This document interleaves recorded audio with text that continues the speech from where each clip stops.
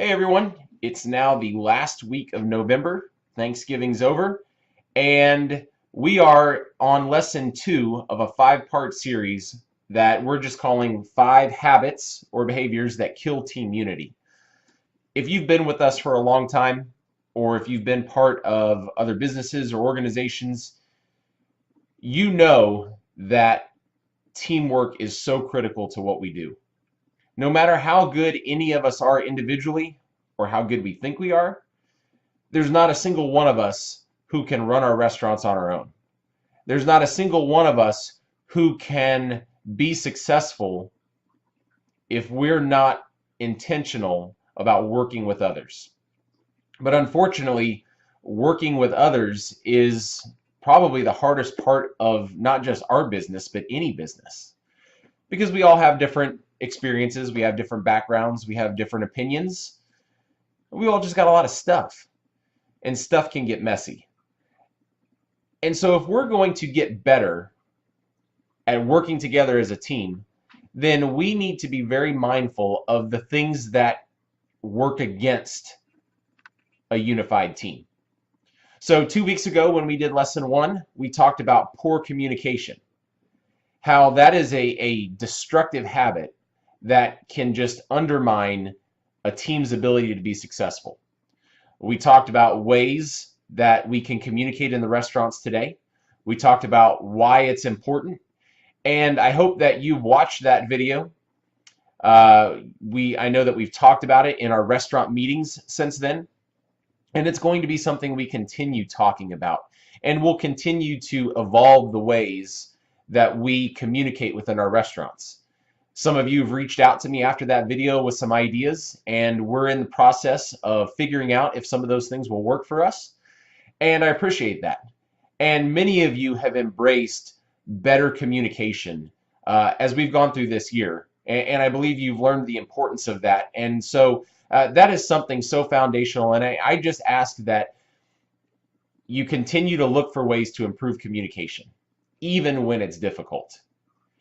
Now, there's a type of communication that is not helpful, and that brings us to the second habit that kills team unity. In the first video, I told you that it was a somewhat juicy topic, and so the second habit that kills team unity is gossip.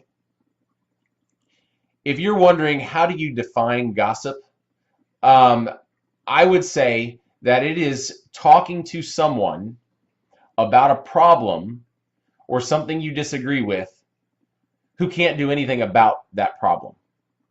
So, for example, if I have a problem with somebody else on our team, but rather than talking to that person about the problem I have with them, I go tell other people about it, those other people can't do anything to fix the problem I have with the other individual. The only person who can do anything to fix that is the other individual and myself. And maturity and professionalism would require us to work through that together. So gossip is part of human nature, but that doesn't mean that it's a good part of human nature. Just because everyone does it doesn't mean that we need to continue doing it within our restaurants. And I'll tell you from firsthand experience that gossip is a real killer to morale, productivity, hospitality, focus, urgency, certainly not an aspect of leadership. And it's the kind of thing that we really got to be mindful of. Just as we look to ways to improve communication, we've got to look for ways to root out gossip and deal with it. I found a really funny video from the Tonight Show with Jimmy Fallon, and I want you to watch it for a second, and then we'll be right back.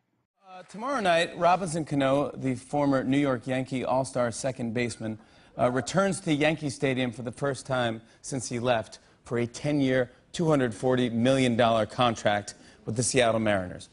Now, obviously, Cano's going to hear a fair share of boos when he steps up to the plate tomorrow, and well, that could be jarring for any player. So that's why, to get him used to it, we sent Robinson Cano out to the streets of New York to get booed by actual Yankee fans. But here's the catch. The fans thought they were just booing a cardboard cutout of Robinson Cano. They didn't realize that the real Robinson Cano was standing right behind it. Their reactions are pretty great. Check it out. Hi, I'm Robinson Cano, and I'm about to get booed by some Yankees fan. Are you a Yankee fan? Yes.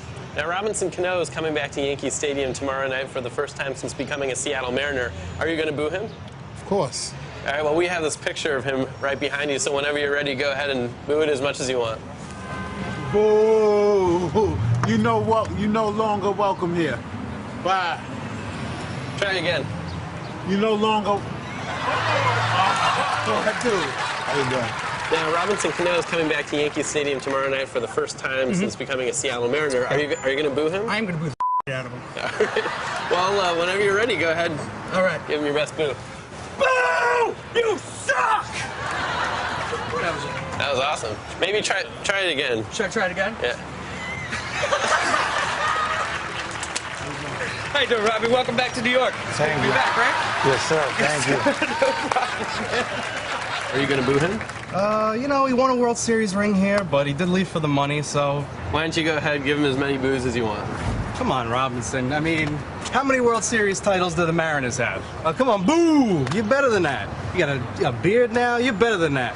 Boo! Good, how you doing? Pleasure to meet you. Thanks for the boo. Either ways. All right. Welcome back to New York. Thank you. Whenever you're ready, go ahead and boo him. Boo! You should go home, boo! Try booing him one more time. Oh. I'm sorry, man. Are you going to boo him? Yes, I am. Boo! All right, well, we actually have this picture of him right behind you, so whenever you're ready, go ahead and boo him as much as you want. Boo, Robinson, you should have stayed here. Winners is in New York, not in Seattle. Try booing him one more time. Boo! Stay in Seattle. We don't need you in New York. Hey! How are you? Good, how you doing? I'm good. How are you? I'm good. Go ahead and boo him as much as you want. Boo! Boo! Whoa! How you doing? Thanks for the boo. No problem. I won't boo you. I won't boo you. I won't actually boo you. I'll be rooting for you to play well, but not win. Are you going to boo him? Absolutely. All right, well, whenever you're ready, go ahead and boo him for as long as you want. Right here? Yep. Boo! Boo! Boo! Boo! Boo! Come on, everybody. Boo!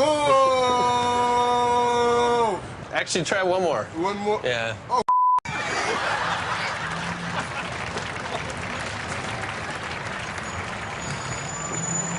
How you doing?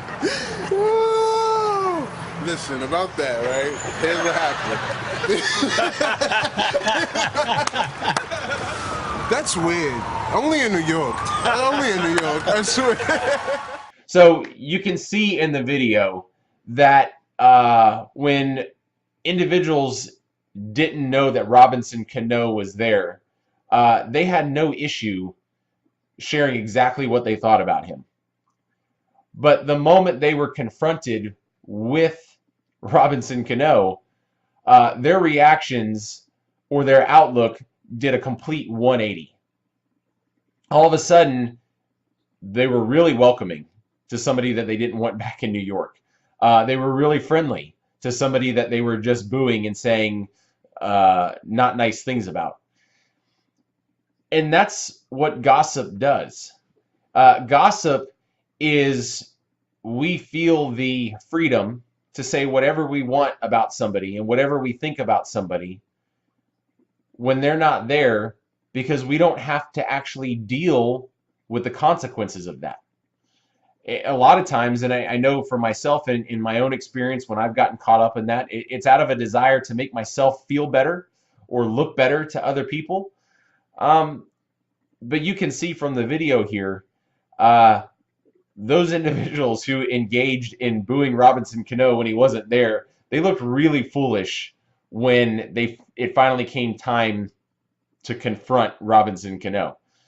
And so, all that said, here's what I would like to see us working on. In addition to improved communication, we've got to root out and stop gossip. Rooting out and stopping gossip starts first by looking in the mirror.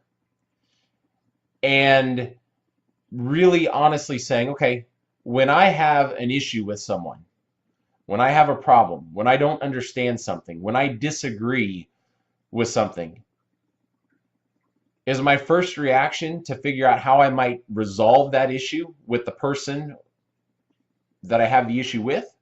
Or is my first reaction, who can I go tell about this to make myself look better or feel better about why I have the problem?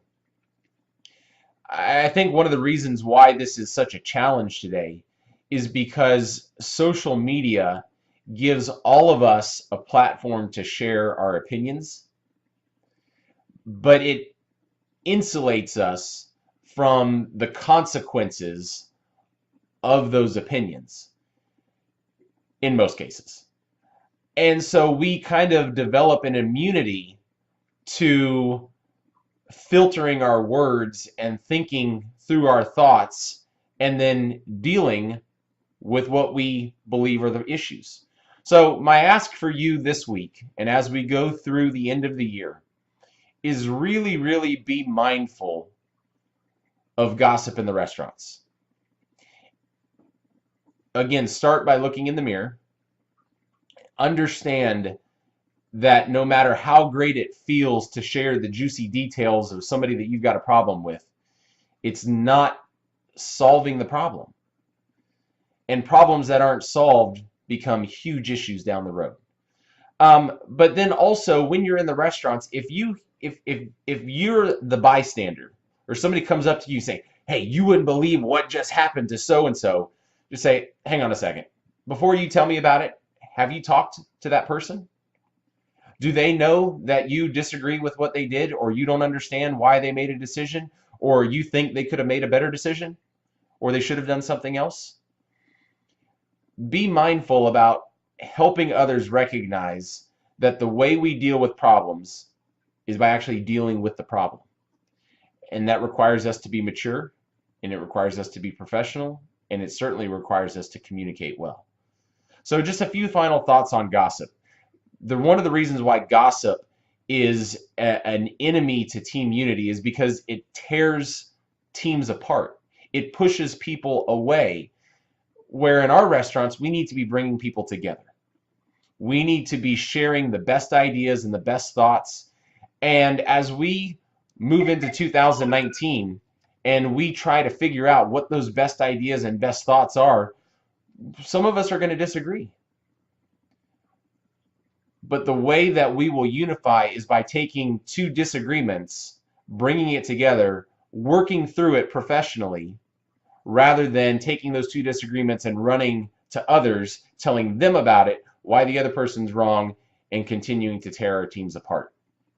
So, 2 habits or behaviors that kill team unity: poor communication, and number 2 is gossip. Let's be really mindful of these 2 things. And then next week, we'll talk about the 3rd habit that kills team unity. And in the meantime, as we have our restaurant meetings this week, one of the topics of conversation will be gossip.